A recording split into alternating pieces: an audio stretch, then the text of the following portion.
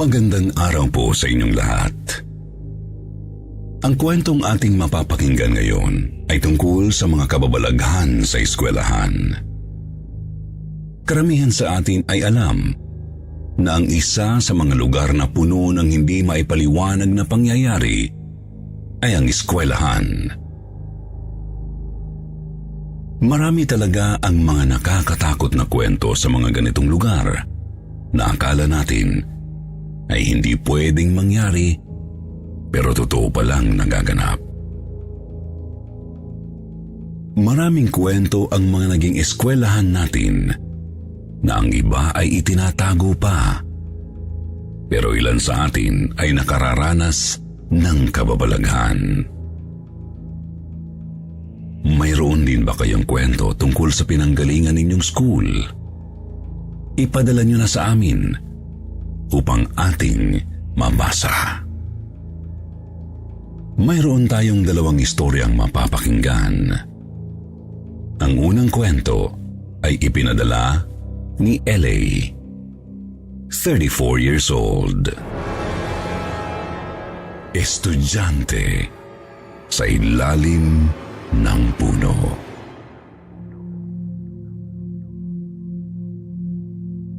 Isang mapagpalang gabi sa lahat, lalo na sa bumubuo ng Sitio Bangungot.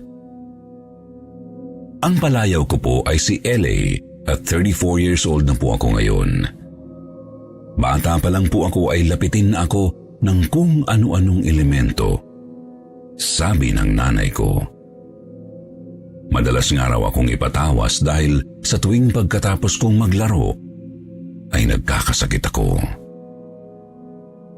Ang natatandaan ko pa nga tinawas ako dati gamit ang kandila na pinapatak ang upos sa plangganang may tubig.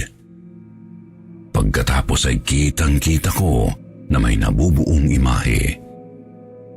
Ang imahe na yun ay nilagay sa ilalim ng unan ko at pagkatapos nun, gumaling na ako kinabukasan. Isa yun sa mga karanasan kong hindi malilimutan, pero hindi po yun ang aking ikikwento ngayong gabi. Ang ibabahagi ko po ngayon ay nangyari matagal-tagal na rin. Gusto ko itong ikwento dahil isa ito sa mga experiences kong kababalaghan na hindi ko talaga makakalimutan. Nangyari po ito noong unang pagtungtong ko sa high school. Ako po ay taga Navotas. Hindi ko na po babanggitin ang eksaktong pangalan ng paaralan pero may mga kwento-kwento tungkol dito na ang akala ko noon ay kwento lang talaga. Nalaman ko lang na totoo noong ako na ang nakaranas. Panahon ng enrollment. Excited ako bilang bagong estudyante na tutungtong sa high school. Kadalasan po na magulang ang kasama kapag mag-e-enroll sa baguhang school. Pero ako po at ang aking mga kaibigan ay nagdesisyong kami-kami na lang ang magpunta na walang kasamang magulang. Pakiramdam namin noon ay mga independent na kami. Mahaba-haba ang pila pagdating namin sa paaralan.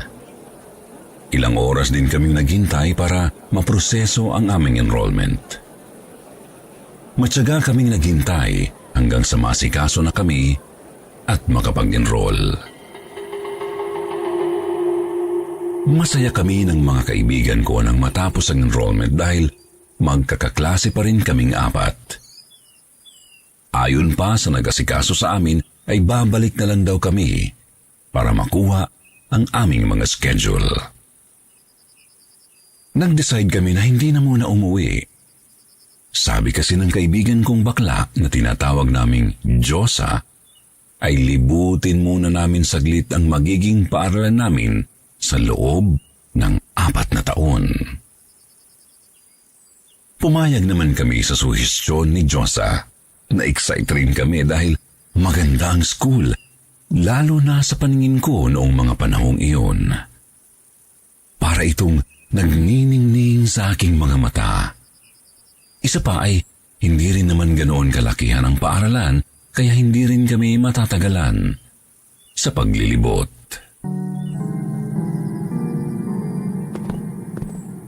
Lagpas kalahating oras din ang inabot namin para matapos ang pag-iikot sa buong school.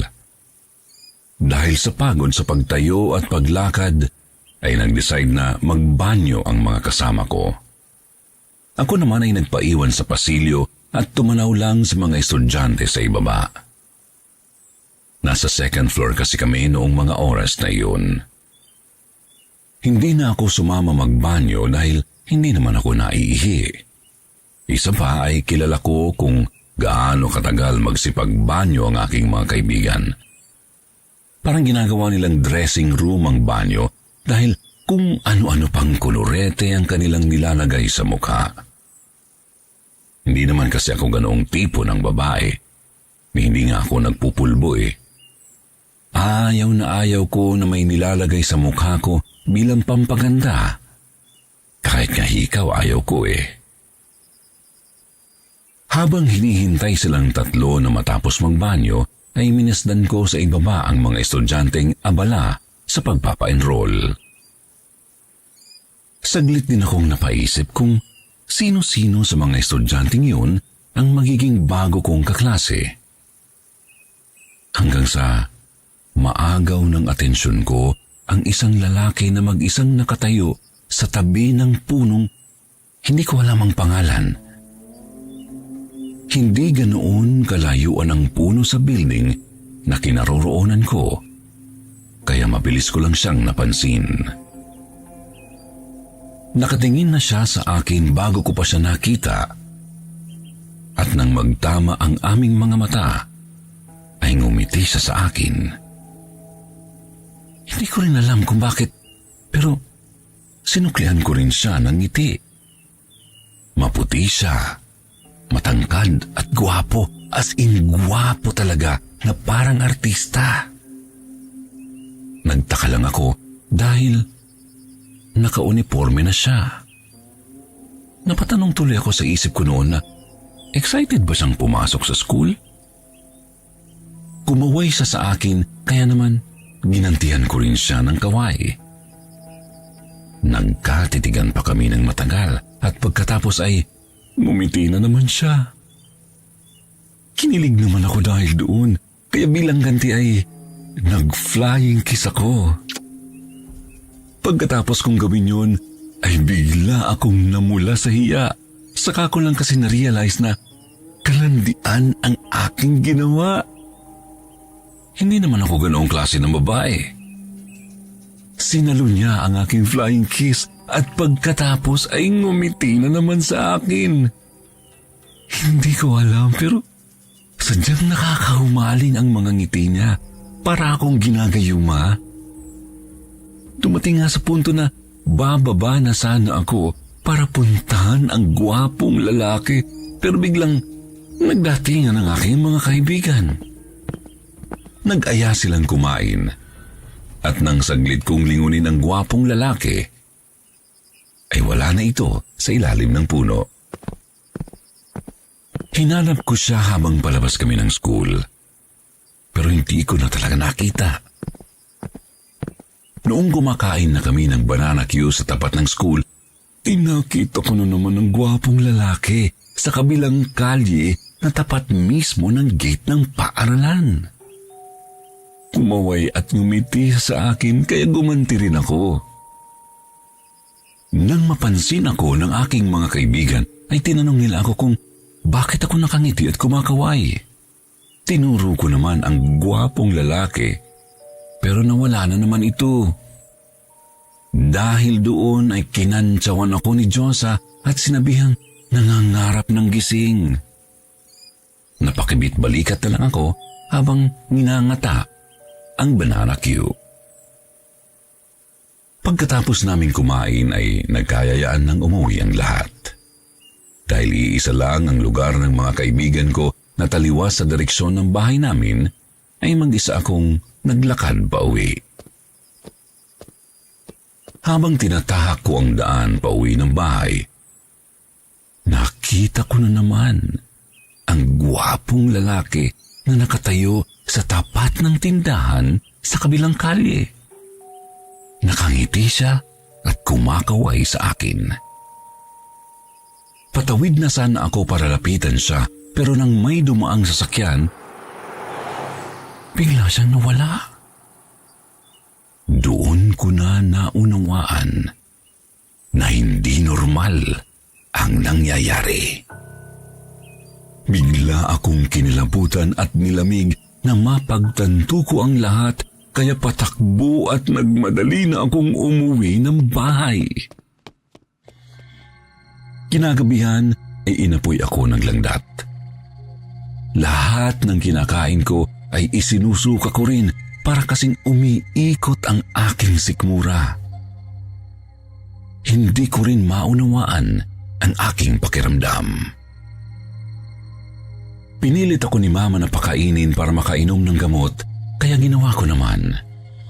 Dahil doon ay saglit na nawala ang aking lagnat. Pero pagsapit ng 12:00 ay inapoy na naman ako ng lagnat.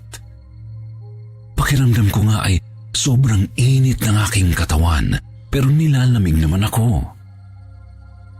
Hindi rin ako mapakali dahil pakiwari ko ay may kung ano na naghihintay o nag-aabang sa akin, kaya silip ako ng silip sa bintana namin kahit 10 oras na ng gabi. Sa huli kong silip sa bintana ay nakita ko na naman ang gwapong lalaki. Kumaway ito at ngumiti ulit sa akin. Pero hindi ko na ikinatuwa ang pagkakataong iyon.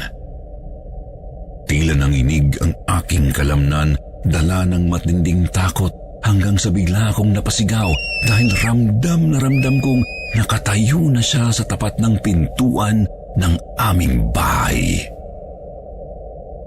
Yun na lang ang natatandaan ko dahil ayon kay Mama ay parang nawala na raw ako sa sarili noong oras na yun, kaya pinatawag na niya ang kakilala naming albularyo. Ayon sa kwento ni Mama sa akin, sigaw na ako ng sigaw at takot na takot. Habang nanginginig sa takot ay ganito raw ang isinisigaw ko. "Nandyan siya sa pinto! Kukunin niya ako! Kukunin niya ako!" Sabi ni Mama, ayon daw sa albularyo, ay may isang klase ng elemento na nakaagaw ng atensyon ko nung ako ay nagpa-enroll sa school. Kaya kinuwento ko ang tungkol sa gwapong lalaki na nakita ko. Dahil sa in-entertain ko ang elemento, kaya ako nito nagustuhan.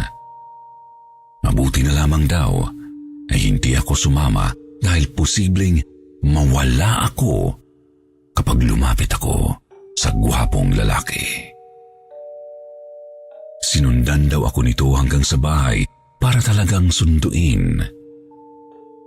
Mabuti na lamang din daw ay malakas ang aking kaluluwa at lumalaban.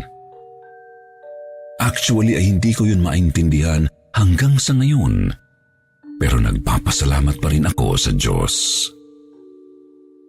Pinayuhan si Mama ng albularyo na palagi akong magdala ng pulang bagay kapag nasa school. Kaya nang magsimula ang pasukan, ay pula ang aking bag at panyo.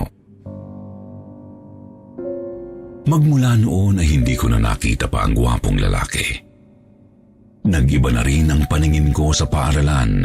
Hindi na ito parang nagniningning. Isa na lang itong makaluma at ordinaryong eskwelahan. Salamat sa Diyos dahil ngayon po ay hindi na ako nakaranas ng mga ganoong bagay. Pero ang anak ko naman ang madalas maka-encounter.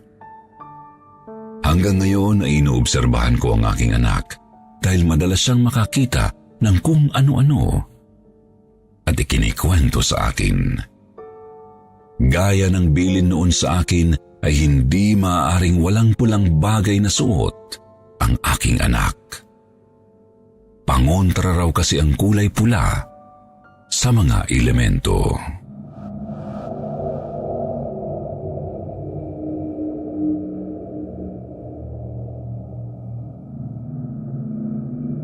Ang susunod na kwento na ating babasahin ay ipinadala ni Elmer na taga Batangas. Hagik-gik sa banyo.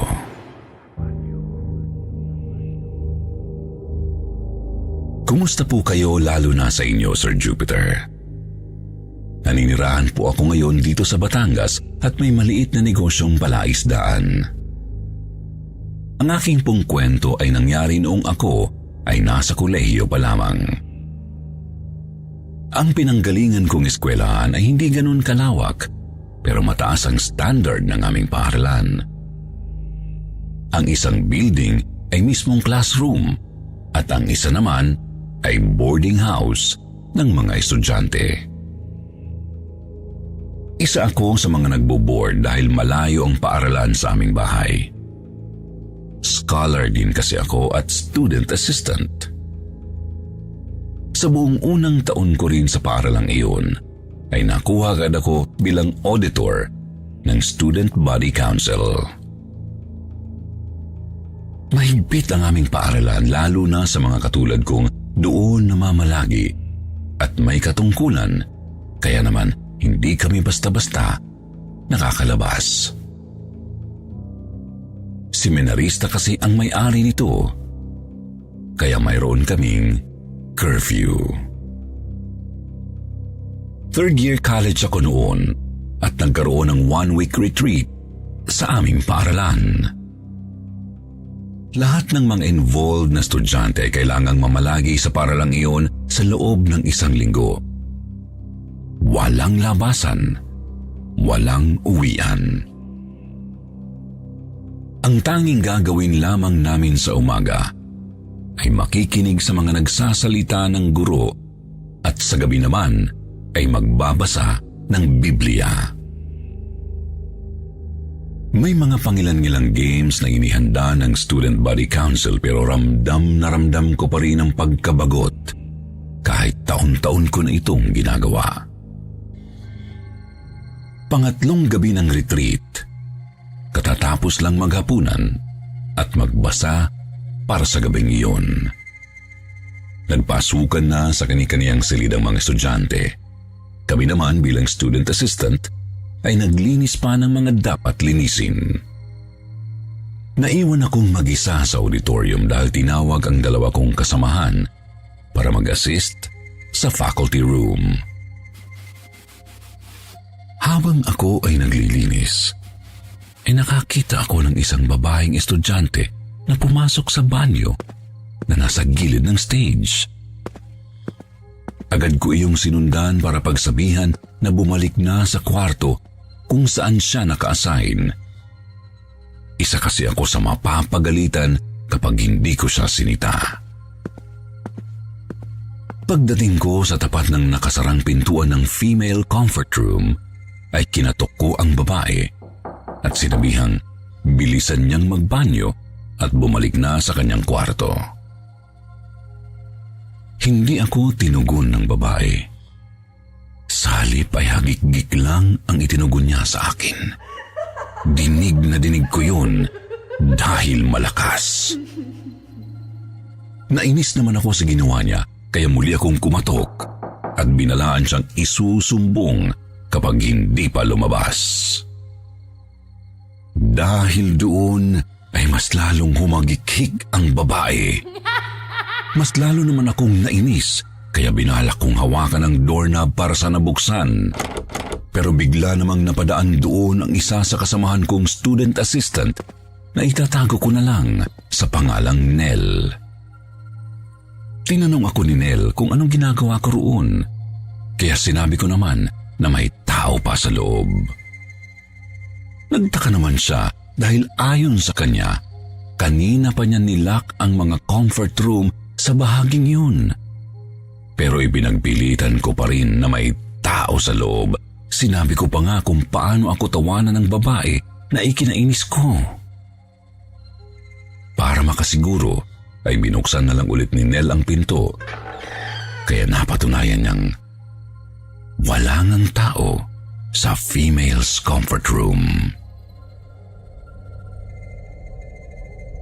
Matapos namin ma-realize ni Nell ang mga nangyari, ay nagkatinginan kami ng matagal. Wala sa aming kumibo hanggang sa bigla kaming nagtakbuhan palabas ng banyo. Hindi ko na tuloy natapos ang paglilinis sa auditorium, kaya kinabukasan ay nasermonan ako. Matapos kong maranasan yun, ay hindi na ako nagpapaiwang mag-isa sa paglilinis sa auditorium. Natapos naman ng maayos ang retreat at bumalik ang lahat sa normal. Yun ang akala ko. Ang nangyari pala sa akin ay simula pa lang ng mga nakakatakot kong karanasan sa paaralang yun. Isang tanghali ay nagpunta ako sa opisina ng Student Body Council para saglit na mag-review at magpahinga. Naabutan kong may tao sa banyo dahil dinig kong nakabukas ang gripo at may nagbubuhos. Naisip kong vice president namin yon dahil siya lang naman ang mahilig maligo roon, kaya hindi ko na pinansin. Binuksan ko ang ilaw dahil madilim doon kahit umaga. Kinuha ko ang mga gamit sa bag saka inilagay yun sa table. Inon ko rin ang electric fan at itinapat sa akin bago umupo. Nagsimula na akong mag-review. Ilang minuto ang lumipas ay nag-andap-andap ang fluorescent light. Napatingin ako roon hanggang sa tuluyang namatay. Napakunot ako ng noo at muling bumaling sa banyo. Naiihi na rin kasi ako. Lumapit ako sa pintuan at tinanong ang kung sino mang naroon at kung matagal pa ba siya. Nang marinig ako ng nasa loob ng banyo na nagsalita, ay tumigil ang nagbubuhos, pati ang ingay ng gripo. Naisip kong baka pinatay na kaya nagsalita ulit ako ng paihi. Bigla akong kinilabutan sa hagik-hik na tugon ng nasa loob ng banyo. Feel ko ang kilabot at pagtaas ng mga balahibo na gumapang mula paa hanggang sa batok at paangat ng ulo. Nanlaki ang mga mata ko nang maalala ko ang tinig na yun, kaya napatakbo ako sa pinto para lumabas, subalit hindi ko na mabuksan.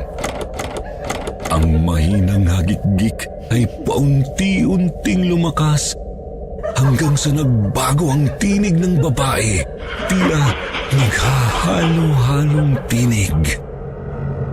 Mas lalo akong kinalabutan dahil doon, kaya mas lalo kong pinagpilitang mabuksan ang pinto para makalabas. Subalit kahit anong gawin ko, ay ayaw talagang bumukas. Maya-maya pa ay napalingon ako sa direksyon ng banyo dahil biglang bumukas ang pinto. Kasunod noon ay mas lalong lumakas ang nakakatakot ng tinig ng hagik-gik. Ang silid ay tila mas dumilim pa at nagsimula rin magbago ang amoy ng paligid. Lalo namang nanuot ang takot sa aking dibdib matapos masaksihan ng mga yun. Pagkalaon ay unti-unting naggalawan ng mga gamit na nasa mesa. Mas lalo akong kinumutan ng matinding takot. Tila ba sumiksik sa kalooban ko ang kilabot kaya hindi ko na maintindihan ang naging pakiramdam ko. Para akong masusuka na ewan. Kahit ganoon ang nangyayari ay hindi ko pa rin inalis ang tingin sa banyo dahil ramdam ko na anumang oras ay may lalabas roon na isang hindi kaaya-ayang kung ano. mas lalo akong napaniwala na totoo ang mga bagay at nilalang na hindi pangkaraniwan. Dahil hindi ko na mabuksan ang pinto, kaya kinalampag ko na lang ito ng ubod lakas habang sumisigaw ng tulong sa abot ng aking makakaya at sagad sa lalamunan. Nagpatuloy naman ang nakakakilabot na hagikik hanggang sa mawalan na lang ako ng lakas dahil sa sobrang takot. Pakiramdam ko noon na anumang oras ay papanawan na ako ng ulirat dahil sa sobrang kaba. Tumakbo na lang ako sa isang sulok para magtago habang nakatanaw pa rin sa banyo. Nang makita ko ang isang paa ng kung ano na humakbang na palabas ng banyo, ay napapikit na lang ako habang mahinang nagdadasal. Ang mga gamit ay bigla na lang nagkalampagan kasunod ng malademonyong sigaw na kanina ay hagik-gik lang. Napatakip tainga ako dahil doon. Kasunod noon ay nadinig ko ang isang tinig at malakas na kalampag mula sa labas ng silid. Nang mabuksan ang pinto, ay naabutan ako ng aming presidente na nakayuko sa sulok habang takot na takot. Sa isang iglap din ay nawala na ang lahat ng nakakakilabot na bagay kani-kanina lang. Nang tanungin nila ako, ay bigla na lang akong napaiyak. Matapos ang pangyayaring yun, ay pansamantala akong umuwi ng bahay. 1 linggo akong hindi pumasok dahil sumama ang aking pakiramdam dahil sa nangyaring iyon. Dinala ako ng aking magulang sa isang espiritista at napag-alaman naming napaglaruan ako ng isang maligno. Matapos akong ipanalangin ng espiritista sa lengguaheng hindi ko maintindihan, ay gumaan na ang pakiramdam ko kinabukasan. Binigyan din ako ni Mama ng rosaryo na nabasbasan daw sa isang simbahan sa Pangasinan. Hanggang ngayon ay suot-suot ko pa rin ito. Matapos ang karanasan ko noon sa paaralang iyon ay nabansagan ako ng aking mga kakilala bilang isang weirdo. Dahil din sa nangyari ay madalas na akong makaramdam ng kung ano-ano at makakita ng mga hindi pangkaraniwan. Nang tanungin ko ang isang kakilala na may alam sa mga ganitong bagay, ay sinabi niya na posible raw na nabuksan ang aking third eye pagkatapos kong mapaglaruan ng maligno. Ngayon ay hindi ko na lang pinapansin ang mga nagpaparamdam at mga nakikita kong mga hindi pangkaraniwan. Pero kung minsan ay nagugulat pa rin ako, lalo na kung biglaan. Sa ngayon ay katulong ko ang aking asawa sa maliit naming negosyong palaisdaan. Yun lang po ang aking kwento at sana ay inyong naibigan. Maraming salamat ulit sa Sitio Bangungot Channel dahil sa pagkakataong ito na maibahagi ko ang aking kwento. Dalangin ko na mas pagpalain pa ang inyong channel para mas marami pa kaming kwentong kababalaghan na mapakinggan.